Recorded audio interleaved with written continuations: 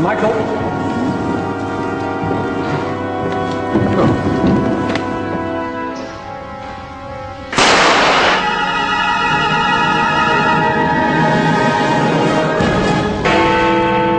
This is the BBC Home and Forces programme. Sir Michael O'Dwyer, a former governor of the Senate this afternoon at Kamboj, were wounded. Lord Zetland was hit and slightly injured. This meeting had been arranged by the East India Association to move a vote of thanks to Lord Zetland, who presided. The speech had just ended and the meeting was about to break up when a short, thick-set Indian made his way from the centre of the hall towards the platform.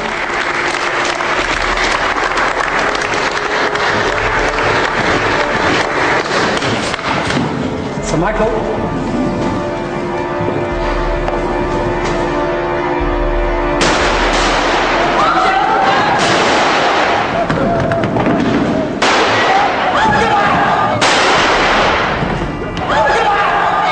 4 or 5 shots were fired. Lord Leamington and Sir Louis Dane were both wounded in the arm. It's no use. It's all over. I did it because I had a grudge against him. He deserved it. Is Zetland dead? He ought to be. I put 2 into him. Lord Zetland was able to go home after treatment at St George's Hospital. For 3 hours, Sir Michael's body lay on the floor of the Tudor room, as in an adjoining office, police interrogated his killer. Who was he? Why had he done it?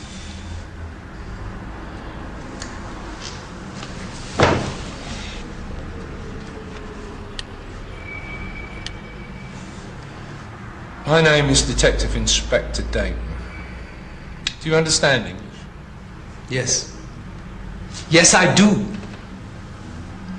It was not 4. It was 6! I bought the revolver from a soldier in a public bar in Bournemouth. I bought him some drinks, you know. I must caution you, Mr. My name is Ram Muhammad Singh. Huzzah! You do realise you killed a man? Only 1 dead? I must have been slow. There were a lot of women about, you know. Mr. Azad, whatever you say will be taken down and used in evidence in court. I don't care. I don't mind dying. What's the use of waiting until you're old? That's no good. You want to die when you're young. That's good!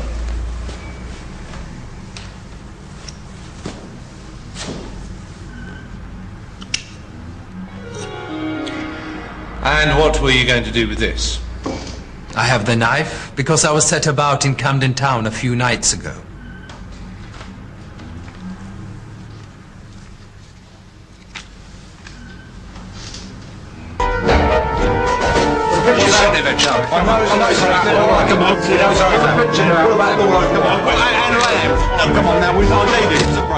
World War II was pushed off the front pages by the shooting, but the killer remained a mysterious figure, and his motives unclear.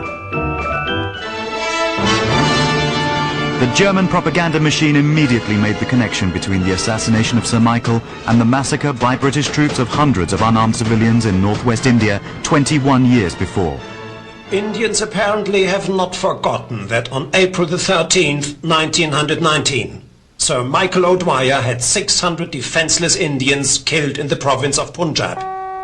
Sir Michael was one of the most ruthless and bloodthirsty of the Punjab's governors. This assassination was a vendetta, and a justified one at that. The massacre took place on Baisakhi, the most important religious festival in Punjab, and is still commemorated today. It happened here in the Jallianwala Bagh, a small enclosed area of land near the Golden Temple in Amritsar.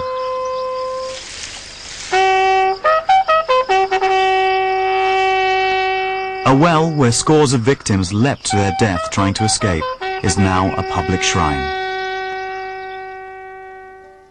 Udham Singh shot Sir Michael in revenge for this atrocity.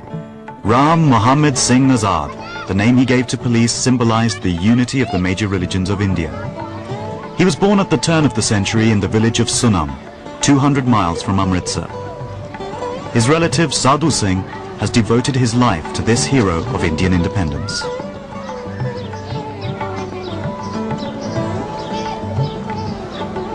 Udham Singh ਦਾ ਪੁਰਾਣਾ ਘਰ ਹੈ This is the old house of the hero Udham Singh. This is where he spent his childhood. I duly pay my respects to it.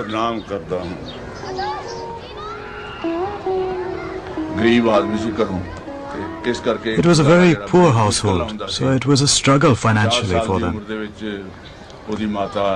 His mother, Narayan Kaur, died when he was just 4 years old. Later, his father took him and his brother to the orphanage in Amritsar. He kept himself to himself. He didn't mix very much with the other boys. Just kept himself busy with his work, fixing bicycles, learning printing.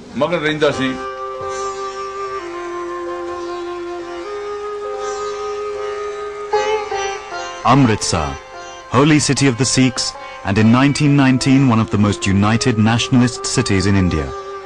It was here that the young Udham learnt to live by the values of courage, discipline and self-sacrifice, values instilled in him by his religious teachers and the proud traditions of Punjab.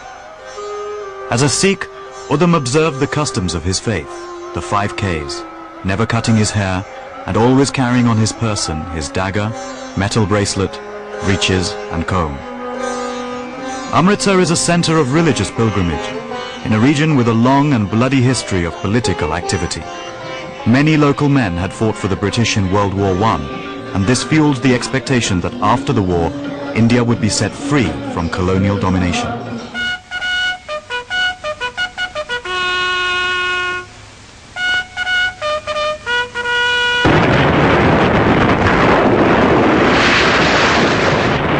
India provided 1,400,000 troops for the First World War effort. About a third of those came from the Punjab itself. The war years had seen the Defence of India Act, severe control on the press, books and public meetings. Post-war, you've got the emergence of the Rowlatt legislation, which appears to continue this even into a period of peace. Whereas the Indian nationalists had all believed, moderates and extremists, that their services in the war were going to be rewarded by constitutional reform. The Rowlatt Acts gave the colonial authorities sweeping powers to suppress political activity and detain and deport dissidents. They caused serious divisions between educated Indians and the civil servants who enforced British rule in the country. In India, the feeling was that the Indians weren't capable of self-government and would not be capable for at least 100 years. There were some, like Sir Michael O'Dwyer, who believed that democracy in India would be a total sham and that India could only be held by force. Even as Sir Michael welcomed Justice Rowlatt's decrees, they were being openly rejected by Indian leaders. Mahatma Gandhi was calling on Indians to resist the new laws by observing Hartal, a day of fasting and prayer. In Punjab, the Hartal was organised by 2 medical doctors, Dr. Kichlu, a Cambridge graduate and Muslim, and Dr. Satyapal, a Hindu. These activities coincided with the approach of 2 important festivals, Ram Navami and Baisakhi, with thousands of pilgrims arriving in Amritsar. The city authorities were growing nervous. April the 9th was the religious festival Ram Navami, which was a good-natured thing with parades and bands, but Sir Miles Irving, the Deputy Commissioner, was alarmed at the camaraderie and unity displayed among the Hindus and Muslims, and he communicated this to O'Dwyer. Yes, Miles, you've had my orders from Colonel Smith. But sir, Yes, Miles, I wish you to carry out my orders to the letter. Detention, deportation for Kichlu and Satyapal to Dharmasala. But sir, it's 100 miles away. Yes, I do know it's 100 miles away. A governor who waits to recognize the rebellion until it looks like a war will probably find he's waited too long. When Miles Irving carried out this order next day, crowds assembled demanding the release of the 2 doctors. Troubles broke out and troops opened fire and 30 Indians were killed. Irving made the situation worse when he refused to allow the citizens of Amritsar to bury their dead. This caused a backlash in which government offices and banks were attacked and 5 Europeans killed.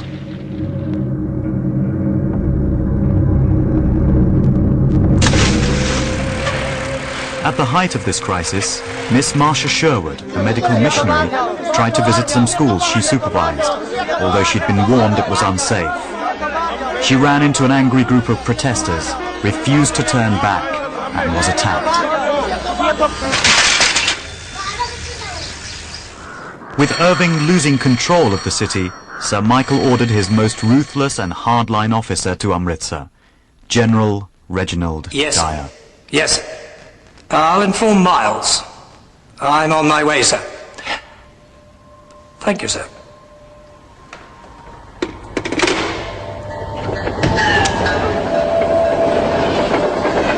On arriving in Amritsar, General Dyer immediately took control of the city from Irving, even though martial law had not been declared. The general set out to humiliate the people. He ordered that Indians should be made to crawl on all fours down the street in which Miss Sherwood had been attacked.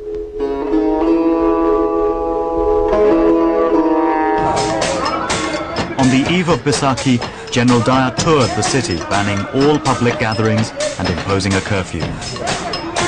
At the same time, Udham Singh was serving water in the Jallianwala Bagh. It was a popular meeting place for pilgrims, but General Dyer did not go there. That night, Sir Michael sent his final orders from Lahore. I sometimes think there should be an 11th commandment in India. Thou shalt not agitate. Very true, sir. Look, it is my duty to protect the simple, honest peasant from the machinations of the educated minority. But if they're foolish enough to listen to the political harangues of the troublemakers and to suppose they can challenge the authority of the Raj... We certainly don't want another mutiny, sir. Exactly. They have to be taught a lesson. Do whatever's necessary to maintain control in the city. Sir. The next day, on Baisakhi, various speakers addressed the pilgrims in the Jallianwala Bagh in the same way that the celebrants of the festival commemorate the event today. The large crowds gathered and voiced their support for the 2 deported doctors. General Dyer considered this meeting in defiance of his orders and an affront to his authority. Leading a small detachment of Gurkhas armed with rifles, he went to the Jallianwala Bagh, where Udham Singh was once again serving water. On reaching the narrow entrance to the Bagh, the general led his men inside. The 20,000 people gathered there were totally unprepared for what happened next.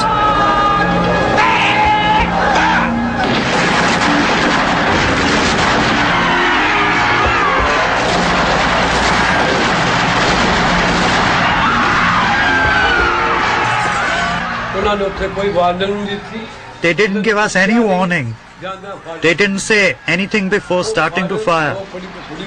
There was a great panic. Many people died. Some jumped into the well.